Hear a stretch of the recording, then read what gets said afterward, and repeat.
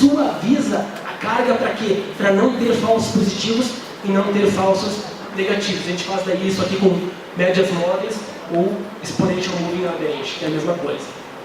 Então, a gente faz assim para justamente não ter falsos positivos e falsos negativos e a gente consegue lidar com picos utilizando a métrica CPU.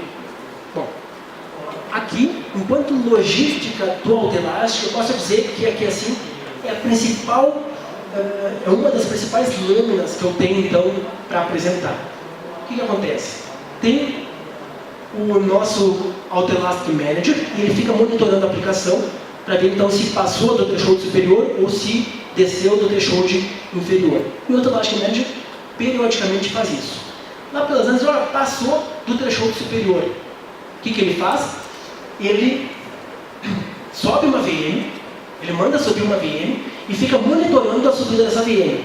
Fica monitorando, então, o Autoelastic Manager sobe uma VM e fica monitorando a subida dessa VM. Enquanto isso, em paralelo, sem bloquear a aplicação com o MES, com os caras seguem rodando. Enquanto isso, a minha máquina virtual vai subindo. E a gente sabe que uma máquina virtual, aí, para um template de 700 MB, demora mais ou menos uns 5 a 10 minutos.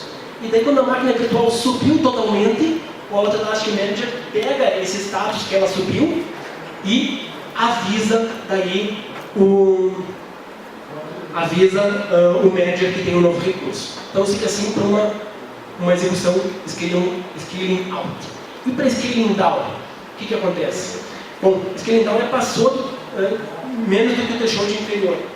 Então, o que acontece aqui nesse contexto é o seguinte. O Autoelastic Manager, ele se dá conta, passou, por exemplo, menos do que 20%. Então, ao invés dele ir lá e fazer a consolidação, matar aquela VM, o que poderia detonar toda a aplicação, então ele simplesmente faz o seguinte, o Autoelastic Manager faz uma permissão para o mestre. O Autoelastic Manager pergunta para o mestre, mestre, posso matar aquela VM? Só me dá o ok quando eu posso matar ela. Daí o mestre, que está na aplicação, ele então desaloca os recursos que tem naquela VM, mata aquele processo e dá um ok para o Autoelastic. Autoelastic, tu estás com um ok para matar aquela VM. Então, eu vou conseguir fazer consolidação da VM sem matar a minha aplicação. Então, isso aqui assim mostra uma linha do tempo de uma ação de elasticidade, onde que eu tenho no processo mestre, eu tenho o manager. Então, o processo mestre, periodicamente ele tem um loop, certo? No qual, então, é uma aplicação iterativa, então ele tem um loop.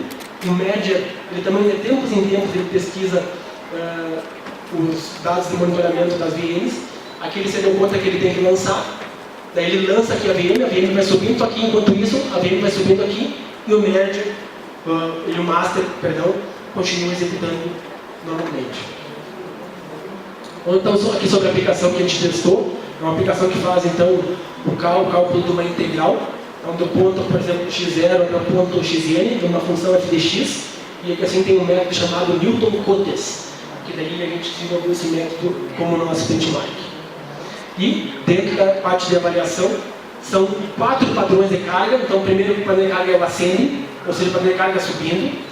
Depois tem o padrão de carga constante, descending e o wave, que é como se fosse uma senoide. Começa com 2 e 4 processos e diferentes thresholds.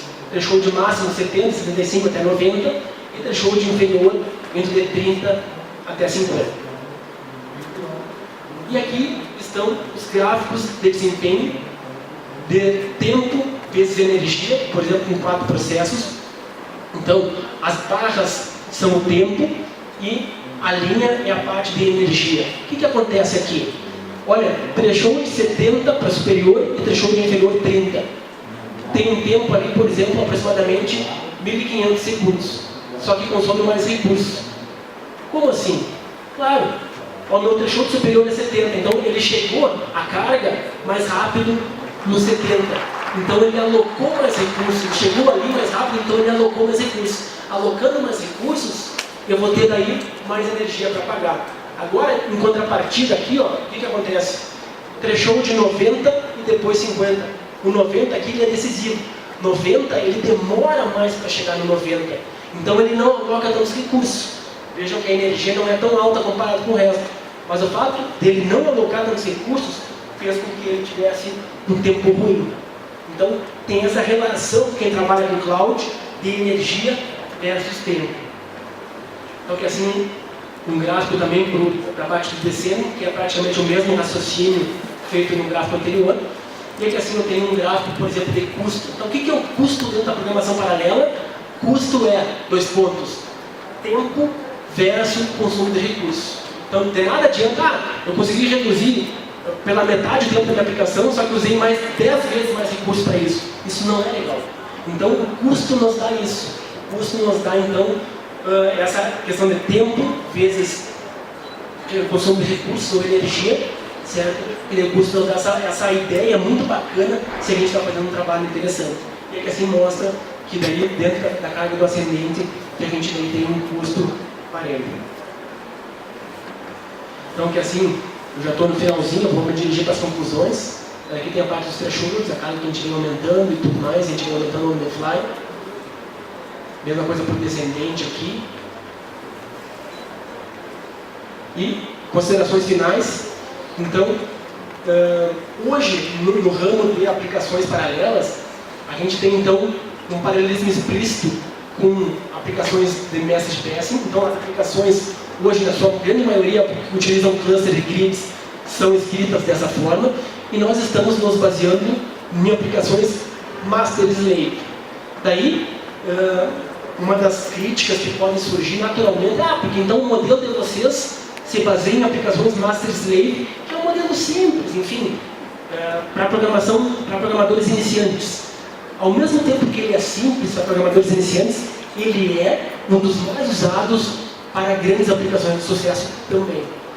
E aqui assim, por exemplo, hoje o usuário consegue colocar diretivas MPI no seu código. Agora, o que a gente faz? Ressalto, pego a aplicação do usuário sem nenhum código de velocidade, sem nada, e em nível de pass de uma cloud, eu transformo esse código do usuário num código, então transformo uma non-elastic application em non-elastic one. Então, thresholds, a gente viu então que um baixo threshold, no caso, por exemplo, 70 em comparação a 90, vai implicar no melhor desempenho. E se eu quero ter então aqui assim, o melhor desempenho também está atrelado então a mais consumo de energia. Muitas vezes, para eu ter mais um melhor tempo da minha aplicação, logicamente eu vou ter que alocar mais recursos e isso vai ter então um consumo de energia maior. Bom, como os trabalhos futuros, a gente quer contemplar outros modelos de programação. Hoje a gente está trabalhando com Master Slave, a gente quer trabalhar com aplicações em fases, quer trabalhar com divisão em conquista, com pipeline, que são outros modelos de programação paralela, que nosso grupo também tem expertise. E hoje os meus orientantes de doutorado, eles vêm trabalhando com essa ideia de adaptive thresholds. Hoje, o que eu mostrei para vocês é, eu seto 30, eu seto 70, e ele vai rodar assim até o final. Só que a grande ideia é, on the fly, olha, um seto inicial, 30 e 70, e ele vai adaptando então, até chegar no final. E, assim como eu estava falando aqui há pouquinho tempo atrás com uma colega brasileira, também temos um trabalho futuro na parte de pattern recognition.